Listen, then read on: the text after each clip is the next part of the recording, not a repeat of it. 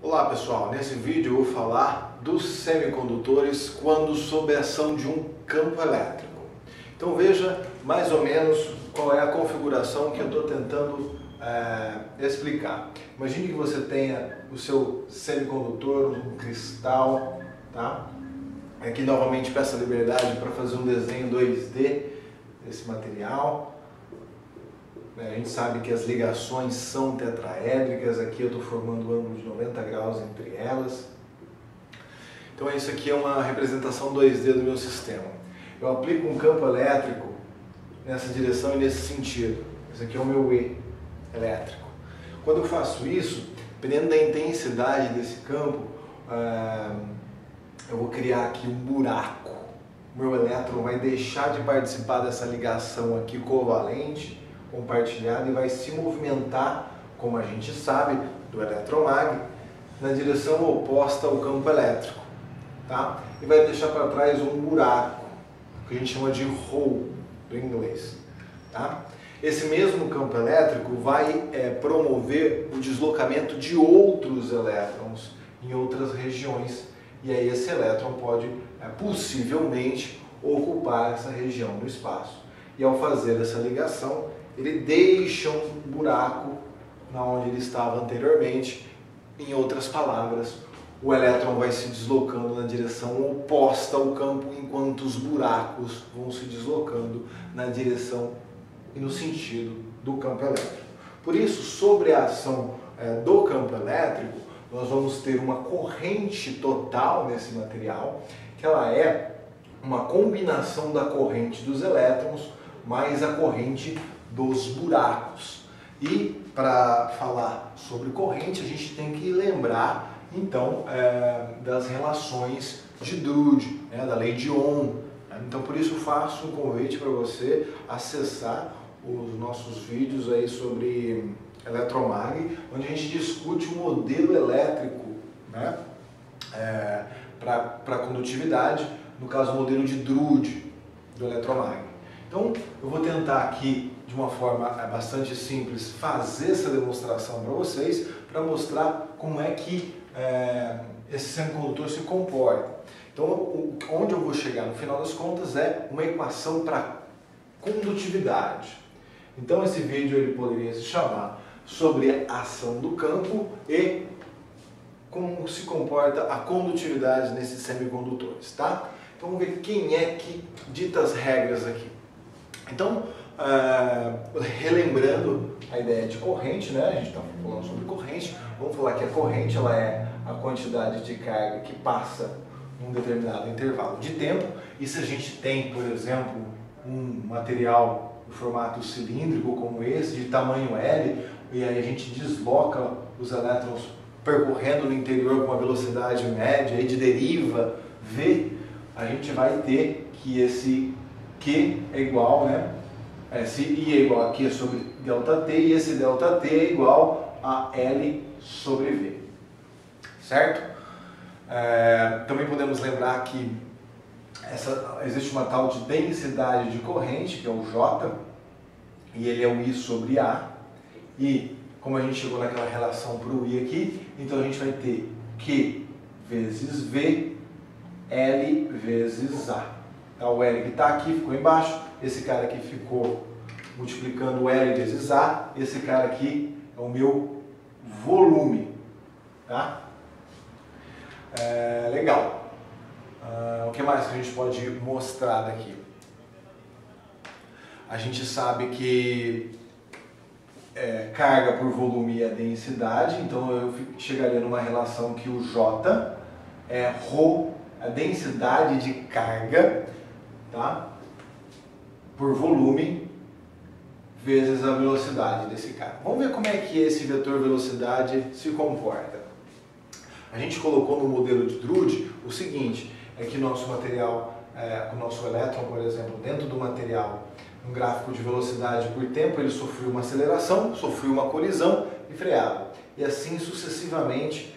E aí a gente relacionou esse tempo aqui com um tempo de caminho livre médio, o tempo do caminho livre médio, em que ele vai ser acelerado pelo campo e depois vai sofrer essa colisão e vai voltar a uma velocidade de referência por exemplo, um V0, que a gente pode transformar isso em zero. De maneira prática, a gente trata essa força resultante que vai promover essa aceleração dessa forma, sendo o nosso campo elétrico, Ezinho vezes a força elétrica, né? Ezinho vezes o campo elétrico, essa aqui é a nossa força elétrica. E aí, como fizemos no vídeo anterior, introduzimos o conceito de massa efetiva para evitar aí a gente colocar em consideração as colisões que os elétrons vão ter com os núcleos, a interação que o elétron vai ter com os outros elétrons e assim por diante. Tá? Então a gente corrige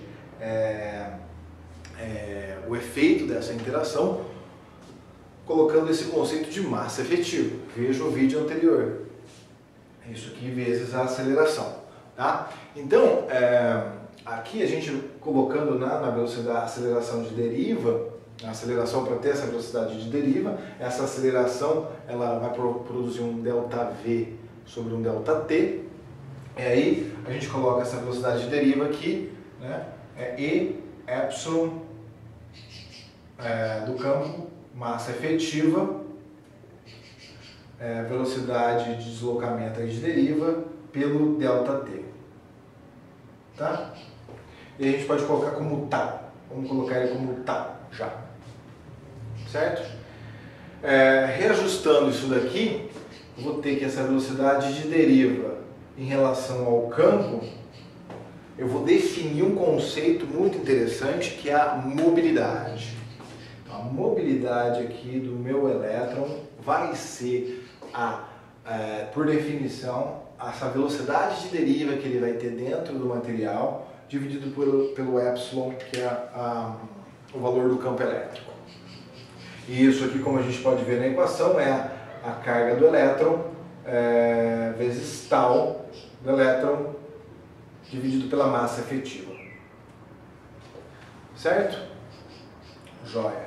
Tendo esses conceitos aqui, agora a gente pode recorrer à lei de Ohm, agora só que escrita da seguinte forma, escrita como, não como U igual a RI, mas como J igual a sigma vezes o campo. Tá? Dessa forma, né, a gente já mostrou, volte lá no vídeo de Drude para você ver isso aqui com mais detalhe, lei de Ohm e Drude. A gente tem que o nosso sigma, ele vai ser o quê? Ele vai ser J sobre o campo, e a gente sabe que o campo o J é ρ vezes V. Aí aqui a gente tem sobre epsilon zero. Essa relação aqui, V sobre epsilon, perdão, é a minha mobilidade. Então eu chego aqui na equação sigma da condutividade, ela é igual a ρ vezes μ. Em outras palavras, a condutividade ela é igual ao número de elétrons por volume vezes a carga do elétron. Esse ρ é isso, tá? É um número de elétrons que eu vou ter por um determinado volume vezes a carga de cada um desses elétrons, tá? Vezes aqui a mobilidade, perfeito? Como a gente está tratando de semicondutor, e o semicondutor traz essa ideia de a criação aí dos pares, né, do elétron e do buraco, né, eles existirem na mesma concentração, pelo menos nos semicondutores intrínsecos. Então eu coloco aqui um tal de P, que é a concentração de cargas positivas, entre aspas, né, os buracos, vezes a carga do elétron, vezes a mobilidade desse buraco. Tá? Então essa aqui é a minha equação para a mobilidade, para a condutividade nos materiais do estado sólido, nos semicondutores do estado sólido. Lembrando que esse cara aqui, ó, ele vai ter, por exemplo, um exemplo típico dele, um valor típico por volta de 10⁴ centímetros ao quadrado por volt por segundo. Tá? Enquanto... Opa, perdão, isso aqui é a mobilidade. A mobilidade tem esse valor. Enquanto o N, ele pode assumir valores de até, no caso do silício, da ordem de 10 elevado a 20. Tá? Então, a concentração desses caras é muito mais alta, é muito mais importante o papel da concentração desses portadores do que da mobilidade. Tá? Claro que a mobilidade desempenha um papel importante, mas o trabalho efetivo para você ter uma boa condutividade nesses semicondutores sobre a ação de um campo elétrico é sim a concentração de portadores. Por isso, no próximo vídeo a gente vai dedicar um vídeo inteiro para descrever como é que eu posso calcular essa concentração de portadores nos semicondutores. Vamos dar o exemplo do silício, tá ok? A gente se vê no próximo então.